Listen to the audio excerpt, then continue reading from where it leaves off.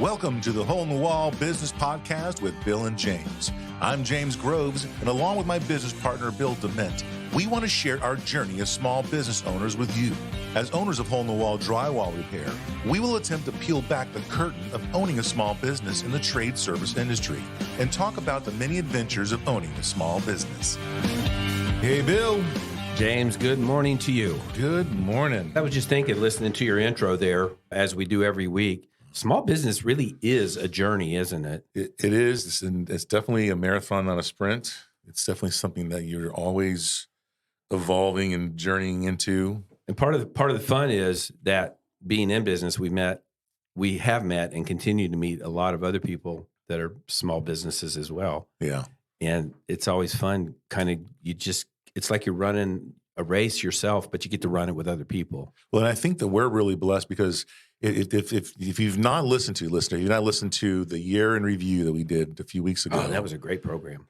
We spent just, half hour or so talking. We touched on the 50 different podcasts and the guests that we've had. And It's like, so when you're in it, you just see, you're just trudging along, you're doing the work. You're just, hey, another podcast is a great person. Nice to meet you. And then all of a sudden you stop and you look backwards for that one podcast. You kind of go, wait a second. Mm-hmm. We had some amazing things. Oh, and we covered the spectrum in personalities, in businesses, in people. And so that was 50 for last year. And we're on 80 today. And this guest I've been trying to get on the podcast since episode 1. But he's a friend of ours. He is Darnell Mahone. He's the owner of Bella Group Funding. Darnell, welcome. All right. What's up, guys? We're so glad you're here. Thank you. Thanks for having me. So Darnell is in our BNI universe. I met him at our BNI along with all of our other famous friends here. And so it's kind of neat to kind of finally have him here because he's not the easiest guy to wrangle. He's had lots going on, lots of good strengths in business, but he's got such an insight in business and a great story. So I wanted to have him on. And so thanks for coming here today, buddy. All right, man. Thanks for having me. I appreciate it. So those who may not know you, tell a little bit about yourself. All right. Okay, guys. My name is Darnell Mahone. I'm originally from Pittsburgh, Pennsylvania. Relocated to Florida in 2017 from Dallas, as a matter of fact. So it's been a good relocation. This is a much slower vibe, so I love that. I'm doing way more business, but just at a slower pace, which is kind of nice. Anybody that has lived in Dallas knows it's 24/7 go. It's we talked about this the other day. It's a world-class city. Yeah, night and day, just going. It's all day. Yeah. And if you're in business, it's fantastic for that. So this was a good move. There's some parallels for sure, and the growth has been fantastic for business. And we're just trying to weather this right now storm, this industry storm. I came into this industry in 2006, the best time to not enter an industry, pre-crash, but it gave me some particular insights in terms of handling problematic situations. Mm-hmm. So now this market to me now is, I always say it's just like another Tuesday, because the point at which I came into the industry was already, a struggle point. So this struggle point for me now doesn't feel like much of a struggle point at all. Right. Mm-hmm. And so specifically, Bella Group Funding does what? All right. So we do it all, as we say. We don't like to say a full service lender because it's a little bit misleading, but we do residential lending. We also do commercial lending as well. The commercial lending arm is, all of it is essentially a brokerage. We find the money. If it's not readily available, we have the creativity, the flexibility to source it out. And so that's essentially what we do. We are a lender, not much that we can't get done in one form or another. Really? What are some challenges that you would have trying to finance a small business owner for a property or for something like that? Okay. So small business owners generally, the number one issue we really run into is time in business. A lot of folks want to press the gas in that first year or two. We love to see people that have been in business for over 2 years to really start to have a nice foundation for what we try to do for them. So that's probably the number one. Time in business, money, capital. Capital is always an issue. Not so much credit, not so much even income, because a lot of the commercial lending that we're able to do is not income driven. So we are able to lend if you have capital and, to start yourself, we need the capital and we need a serviceable credit score. But for the most part, the income is not the star of the show on the commercial side, which we love that. So are you looking at the business owner's personal, or are you looking at their business credit score? We can do either. Generally speaking, whichever looks the best is the direction that we typically want to go. Most of the time, in particular recently, we're going to look at the personal. Whoever you set as the guarantor for the business. You can, if you have a team of 3, you can pick, which person you want to be the star of the show in that regard. Mm-hmm. And we can set it up accordingly. That's really, I guess, for lack of a better word, that's really the main point of focus when it comes to the credit side. Who has the sharper history that we can lean on. Right. So we've heard this term lately about your business credit score, and we've gotten some advice from some people. What's the best way for a small business owner to get himself out of the equation and have the business kind of speak for itself long term? Okay. Well, yeah, and there's business entities, Dun & Brads and things like that will help you establish those business credit scores. There's companies who specifically all they do is build your business credit, and so you want to seek them out. Find a reputable company for that if that's the direction that you want to go. And make sure that you're using and active with those accounts. You want to drive your score. You want to drive your history. So a lot of times we can just pull those independently. We can say, okay, can you get us a credit reference? And that becomes, part of the story. But you got to have something built up with whoever that creditor may be. So be active. Don't be ridiculous with it, but just, be active. Use the accounts, show that you're, an entity that people want to get behind, that lenders want to get behind. Because you'll get to a certain level where you're no longer seeking money, they're knocking at your door, right? And that's the ideal situation. But you have to have an active relationship with your creditors in order to secure that type of interaction. Right. Cool. So this market that we're in currently right now is a little weird.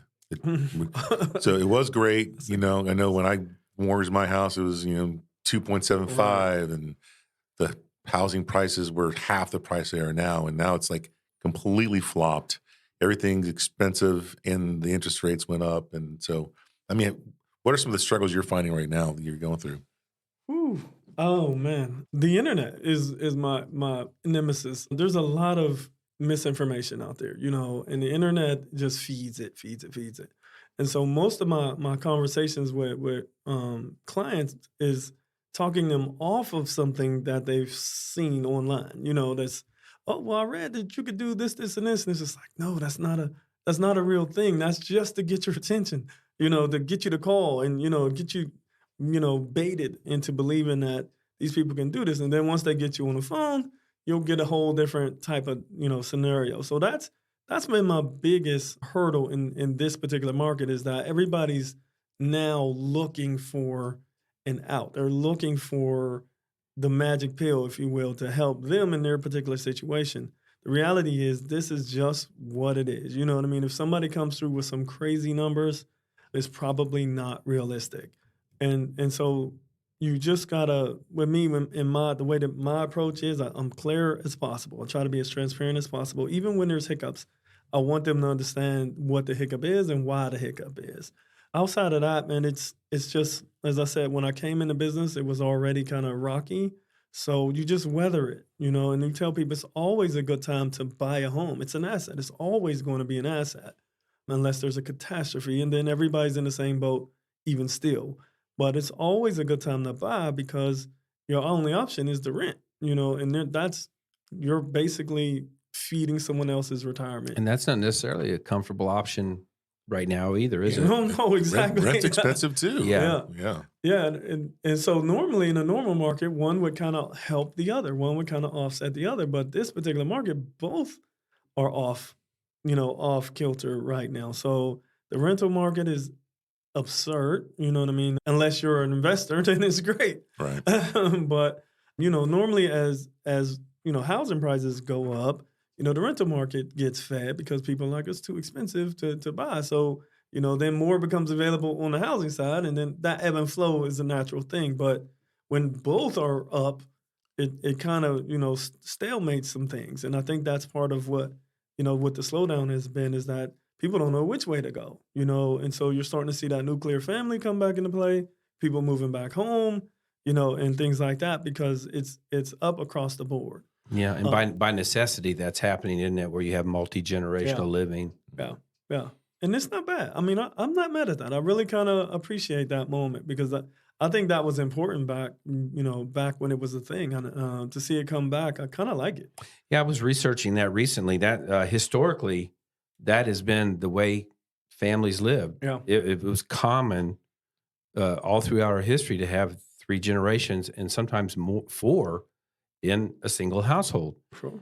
And up until probably prior to after World War II, it began to shift a little bit, where people were more mobile. Families were now splitting, moving to the West Coast, the East Coast. They were out of state now.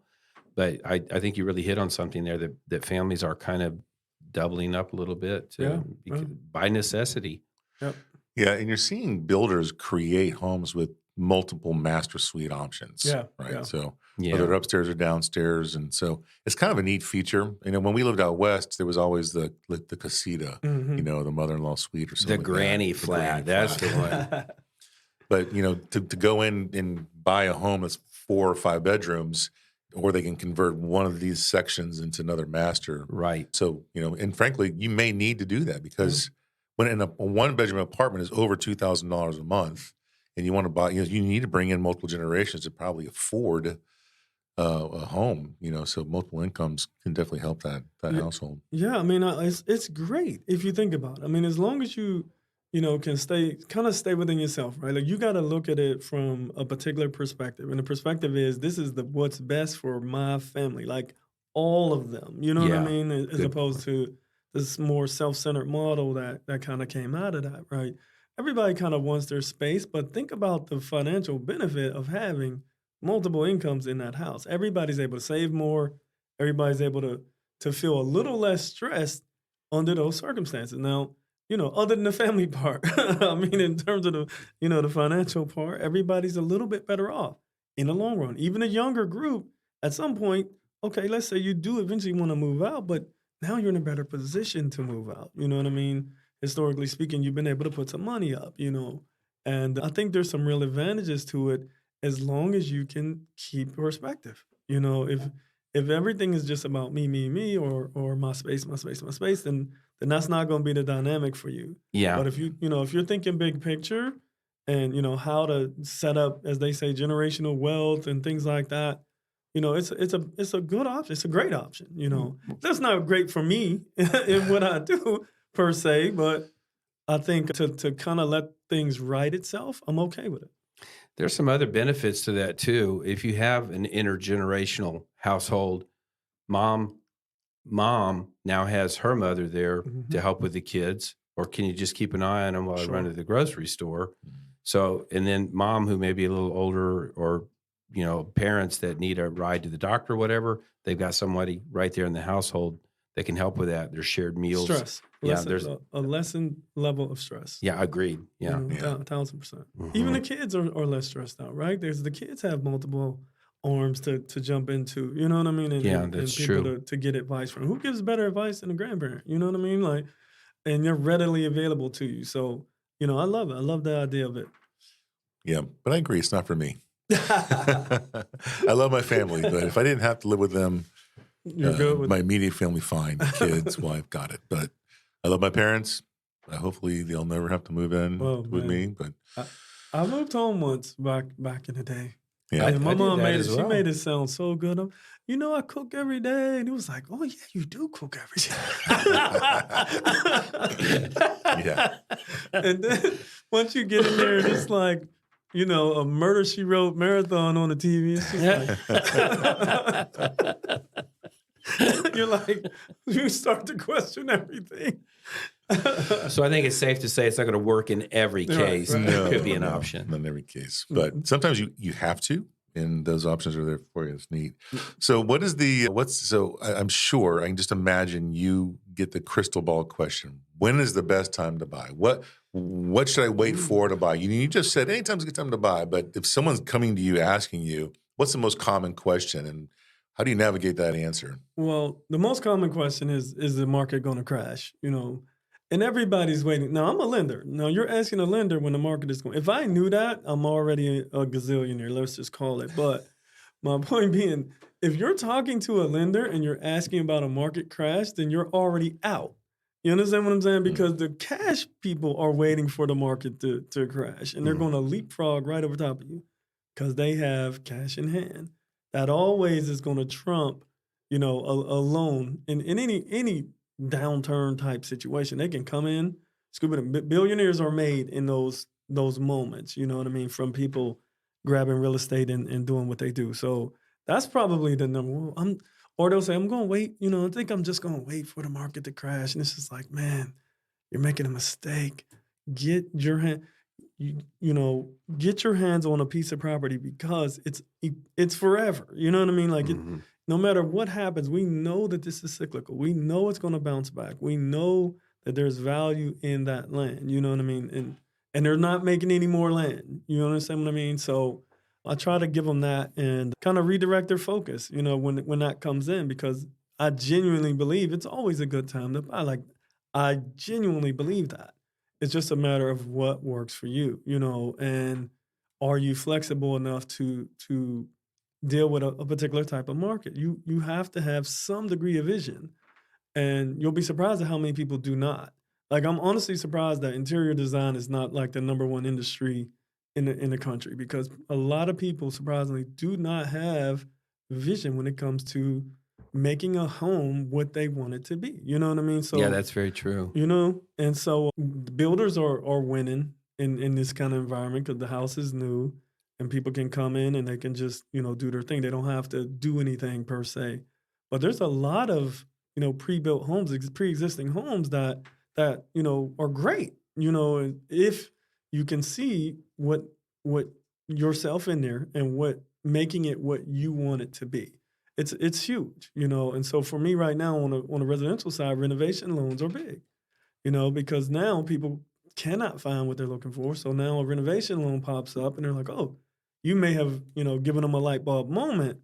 They may still not know exactly what they want to see, but they know the options are there.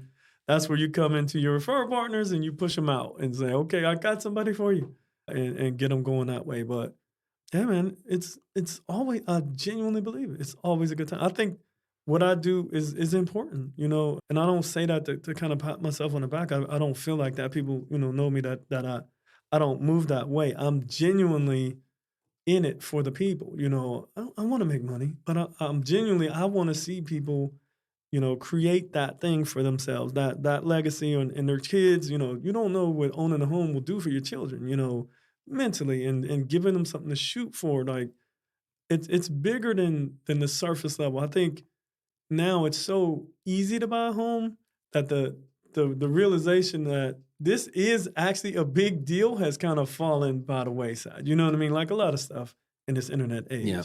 Well, recently it's been a big deal to find one you can buy. Well, yeah.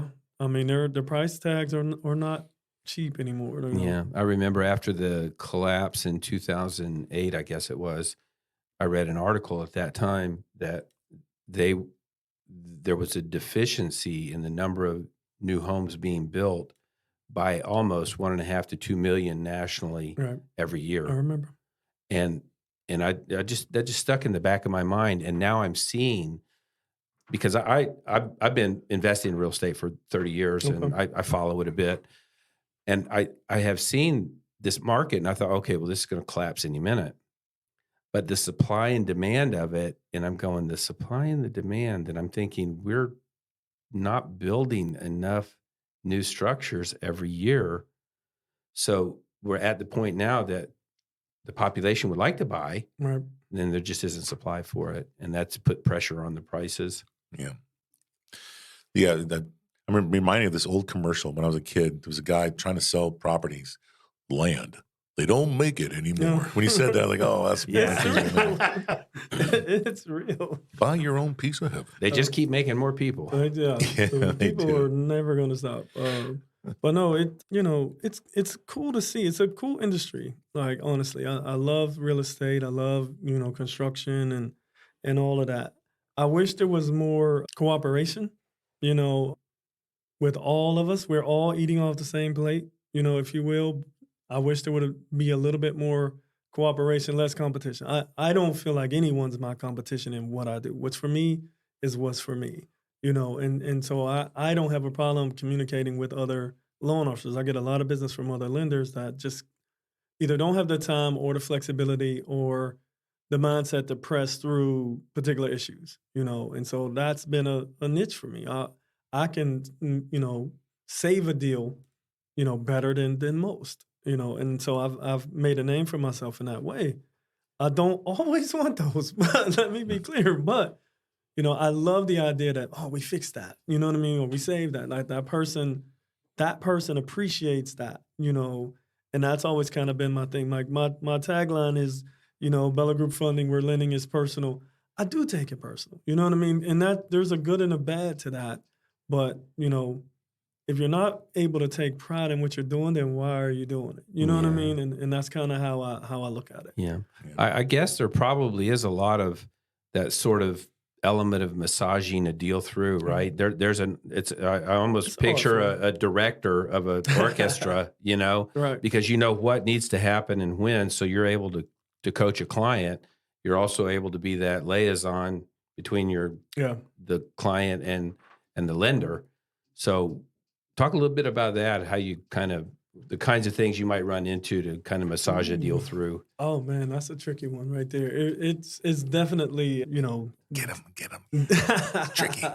It's definitely deal specific, but a lot of times it may not necessarily be tricky. It may just be the loan officer. It may be their particular skill set or wherever they may have come from. So you'll find a lot of, depository loan officers don't move like independent loan officers.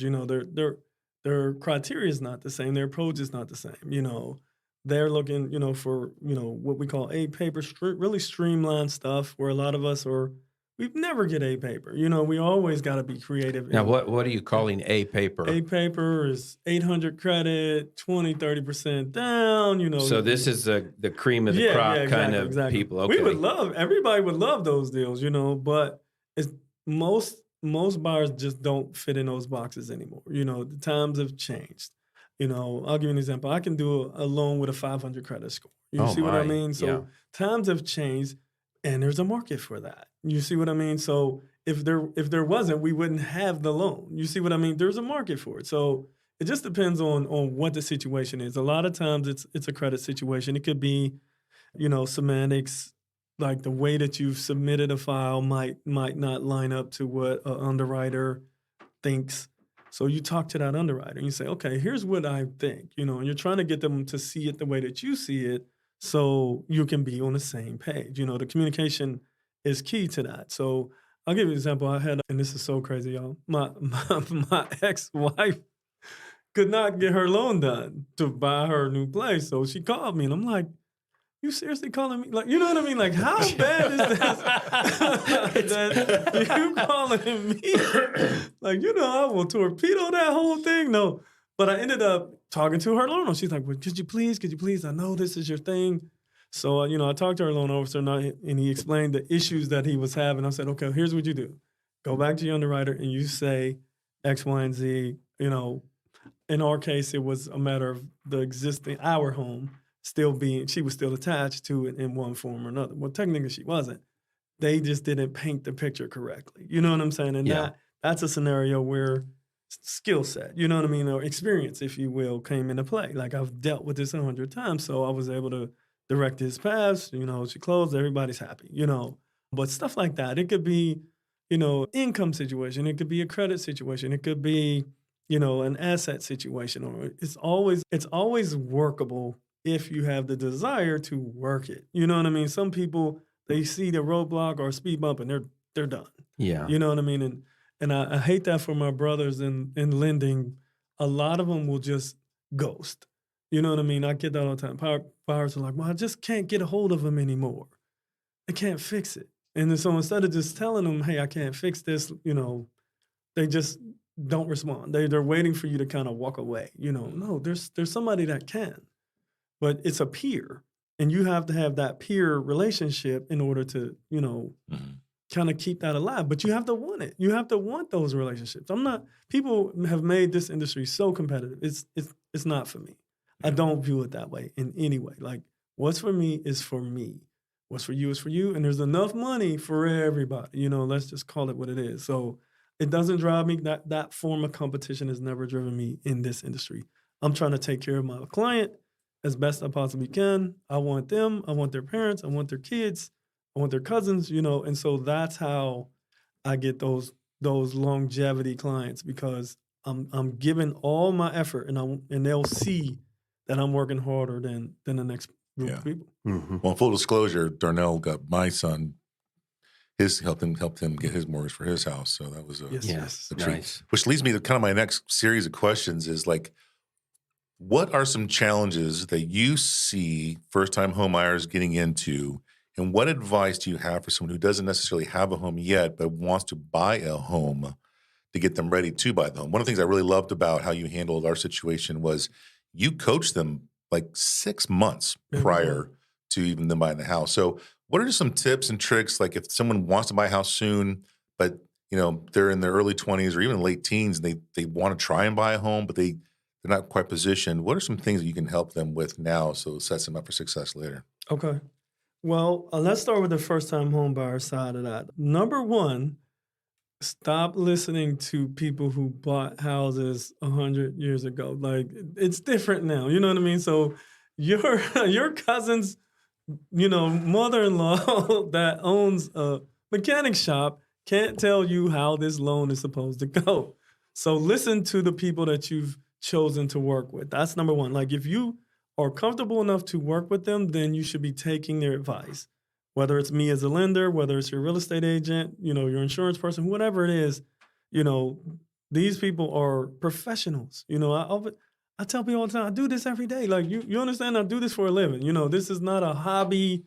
This is an actual profession. There's a license for a reason. Listen to professionals, and if they do that, then their process will be smoother. The whole entire transaction will be how they envision it. Well, most of the time, barring catastrophe, it'll go very well for them. A lot of times there's some unforeseen things that come up. Nothing you can do about that, but you can control the things that you can control. And number one is be a willing listener. So all my new homeowners or home buyers out there, listen to your lender, listen to your real estate agent. And if you want to, go the next step, make sure your real estate agent and your lender are communicating. Be proactive in that. If they don't know each other, then introduce them. Because we have to work together, and it has to be, what's the right word? It just has to gel for you to have the best buying experience that you can have. Like, that's just it in a nutshell. As far as tips, I would say don't be in a rush to move out. You know what I mean? If you're in your parents' home, or you have a roommate situation, take your time. Saving money is a lost art. You know what I mean? And there's this mentality of you can't take it with you, but you have plans. You know what I mean? You have goals that you want to accomplish. You need to save some money. Yeah, but at some point there's that Murder, She Wrote marathon factor going on. Man, I know more about that than I care. But saving is probably one of the things that people do not talk about anymore. When I come across a young couple and they have money, I'm blown away. It's a inside story with us and realtors. We'll be like, oh my God, we got money. Because it's so out of the norm now. Because there's so many assistance programs, there's so many different avenues for people to get what they need that them sometimes doing their part gets lost.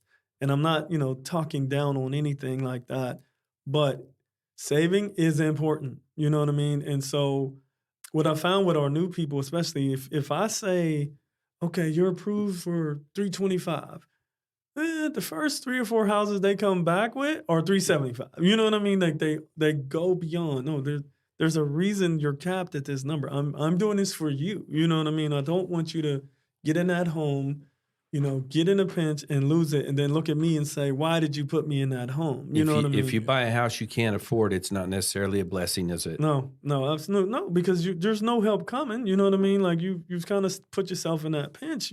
You're not, as they say, you're not a kid anymore. Right? This is the real thing, and they will come for you. You know what I mean? So why not do the work in the beginning? Make sure you're okay, and don't always feel the need to exceed. Definitely don't compare to the next person. I had a lady who she had this dollar figure in mind, and she did not care anything about nothing else. She had to have this a much house. And I was just like, you haven't even started looking. Like, why are you so locked in? Well, my sister bought this house. Oh my. And and her number had to be higher than her sister's. No matter what, she was not going to take a house that was less than that. And it was mind-boggling. You know what I mean? Like, you rather put yourself in a hole than be comfortable in your home. It didn't even make a lot of sense. So taking your time and really listening to the professionals and honestly putting money up, are really the keys. Yeah. So I'm curious. I know that you're not in a static industry. I know it doesn't sit still. So how much time do you spend educating yourself and staying up with the latest things? It's daily. We don't really have a choice. Things are changing pretty much every single day. Like, you have meetings about your meetings, and you really do have to be prepared. You have to be flexible. If you're not, then you're going to fall by the wayside, or you're just going to be, making mistakes. And mistakes in our industry are costly. They cost money. They're costing somebody money. You know what I mean? And so whether it's them as individuals or their company, somebody, mistakes, somebody's going to pay for it. So you have to stay on top of your education. If you have a team, you got to make sure your team is educated, and have fun with it. You know what I mean? Don't approach it begrudgingly. Just kind of, okay, what do we have today? You know what I mean? Kind of approach it that way and make it less of a chore. Did you know that there are over 140 million homes in the U.S.? 97% of them have walls and ceilings that are built using drywall. The drywall repair industry is simply enormous, valued at over $13 billion a year. We're hole-in-the-wall drywall repair, and for years we have been perfecting the art of repairing drywall, developing and refining our systems, and strengthening our brand. Our business model is simple, scalable, and easy to learn. We believe it's a real game changer. We are successful drywall repair pros who decided to take our repair business to a higher level, growing both our franchise training and support to industry-leading standards. You'll benefit from our vast experience helping your franchise hit the ground running and achieve success quickly. We'll give you access to our marketing team that has created strategic programs designed to get your phone ringing and booking new business fast. Join a fast-growing leader in an exciting dynamic segment of the home service industry by franchising with hole-in-the-wall drywall repair. Start building your own business and securing your own financial future today. So can we switch gears real fast? Because we've been talking about savings and the new homeowners. Mm-hmm. And you mentioned capital earlier for business owners. Right. As a small business owner, what are some goals that we should think about setting as far as capital-wise before we even worry about jumping into, buying a building or something like that? It's kind of the same. It's kind of mirrored. It's just, you're approaching it as a business as opposed to an individual, but you still need to try to save money. You still need to position yourself for that market like this, where things are all over the place and you don't know what's coming next. If you've positioned yourself with a little bit of cushion, you can weather that storm. You know what I mean? And I think we talked about this once, James, that you guys were in position to, carry if things went another way. That's very important, and it's one of the things that people don't talk about because there's so many entities offering money and assistance and whatever the case may be. People are using that as the go-to in front of doing the work themselves. You know what I mean? Like, oh, well, I know I can get money from X, Y, and Z. You can until they change their criteria, and now you're up a creek, you know what I mean? Because they have the ability to do that. That one thing they offer today don't mean they'll offer it tomorrow, So whatever you may be banking on, well, I have access to this. Even credit, I mean, like credit cards. I mean, like revolving, debt. you may have a substantial credit limit until you start using it. You know what I mean? And the tendency is, oh, they're using this account now. They may have to relook at how you're using your account. So next thing you know, your credit limit, for example, may be updated. You know what I mean? And now you don't have what you thought you had. But you've taken an unnecessary risk instead of, saying out front, I need to hold on to some of this. We need to watch our money, watch our spending, because when things are good, you think they're going to always be good. Let's just look, historically speaking, they're never always good. You know what I mean? You should always have, that in the back of your mind. Okay, worst case scenario, here's what we got put away. That's one of the main things that I see in terms of capital. So in residential, I know you can get a 3% down, but I know this is a little different for commercial, right? Yeah. What's the minimum-ish that you're seeing? Right now, it depends on what you're doing. Like I have some construction loans, some builder loans that are, high 5, low 6%, right? But it's they're looking at higher ticket things, you know what I mean? So they're going to make their money, and they're servicing, so they know that they have an opportunity to earn what they may be losing on that interest rate. So they've positioned themselves. It works for them. That's okay. On a standard situation, if I have a middle of the pack credit score, and a middle of the pack kind of down payment situation, no income, we're probably 8s, 9s in that scenario. These are not bad numbers for commercial lending, but especially if you're not providing any income, you're basically being approved on your credit score and that property. You take that 8 or 9% and be happy. You know what I mean? Because you're not truly being qualified as an entity or as an individual. Now, if you can, okay, great. But a lot of accountants and CPAs, their whole goal is to save you money. They're not wanting to show every single penny as earnings. You know what I mean? So your tax returns may not be a true reflection of what you may be bringing in, but that's how we have to qualify you. So if you don't have to show, that, and you can qualify without producing income, I won't say whatever interest rate you get, but within reason, you're not truly qualifying. You know what I mean? You're qualifying based on a set of criteria that may not paint the entire picture. That's a great interest rate under those circumstances, and that's really, the commercial side is particular in that way. You can do a lot of things. It's really deal specific. Like the tendency is not to cookie cutter anything on the commercial side. You can bring anything to the table. I want to buy a mechanic shop with, marijuana garden in the backyard. You know what I mean? Like I'm overstating that, but my point being, the more uses a property has, the more appealing it is. That's, very important as well in terms of what commercial is looking for. If they ever need to take that property from you, they want to know they have options, and so on and so forth. So what about like down payment wise? I've always heard that commercially you need 20% down. Typically, yeah. Sometimes more. I do have a 10% down product, if you will, but basically what it is it'll allow a seller to carry a second mortgage for you. So you may need 10% and the seller carry 10%, for example, and that becomes a 10% loan for you. You have all the other bases covered. The seller carries a second mortgage for you, and we're off to the races. So that's new. And, that has some major appeal if you have a seller that's receptive to it. Mm-hmm. And a lot of times, why not? If I can earn 6, 7, 8% on a small note of a building that I no longer own, that's not a bad position to be in. You know what I mean? That's passive income for that seller.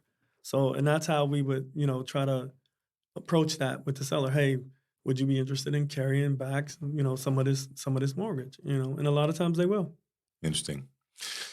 So from a commercial side, what are some trends of things that are winning? I know that in my neck of the woods, there's a ton of like car washes. There's a ton of storage units. I mean, what are some things that you're seeing? There's a lot of dental offices too. A lot of dental and mattress companies. So are you seeing any trends that things are kind of that if you had money to plop down and you had a piece of property somewhere, you would build office building. An office building? Office space.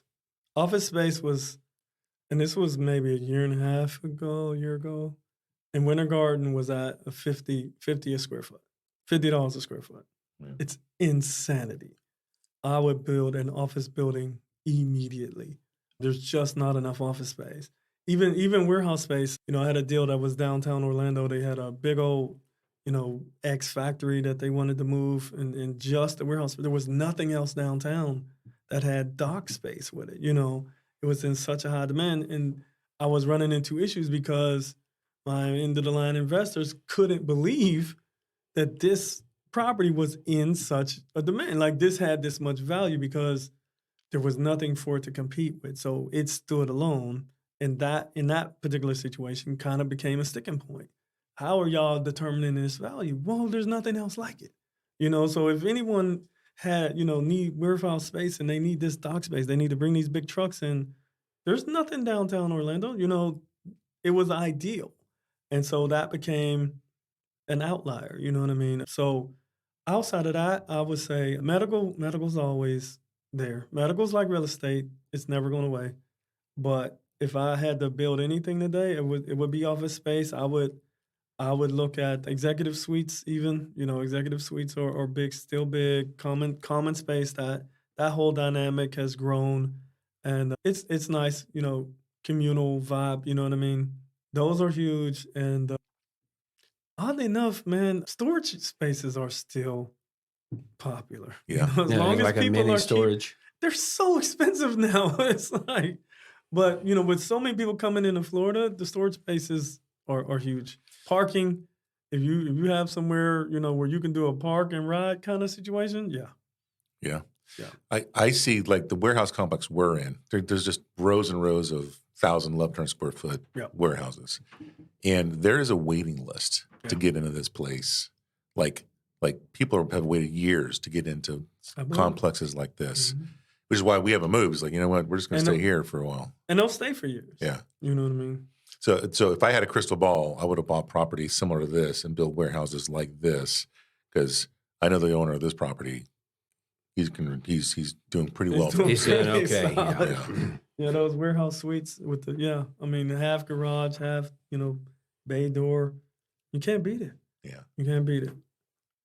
Any other words of wisdom before we let you go, Darnell? Oh man, don't eat yellow snow. No, I don't have a whole lot, man. I'm doing what I enjoy. I love the help factor. That's coming through. You're excited about what you do still. Yeah, man, I'm having a good time. Well, if my audience wants to get a hold of you, what's the best way to get a hold of you? All right. Best way is probably cell phone, text message. You can email me as well. My phone number is 407-394-0343. Always on, always available that way. My email, darnell@bellagroupfunding.com. Same for all my socials, bellagroupfunding.com or Bella Group Funding on Instagram, Facebook. Easy to find. Excellent. Well, thanks for coming in today, man. Thanks for stopping in. Loved having you. This shouldn't have took this long, man. I know, right? Man, it's all right. We're a lot of fun. Yes, it was great. Thank you, guys, man. I appreciate it a bunch. Well, thanks, everyone, for listening. It's another good show. We'd like to thank you for listening to the Hole in the Wall Business Podcast with Bill and James. We'd love for you to join our Facebook group and keep the conversation going. If you'd like to learn more about us and our business, check us out at holeinthewall.com. If you'd like to learn more about how to start a Hole in the Wall franchise, go to holeinthewallfranchising.com.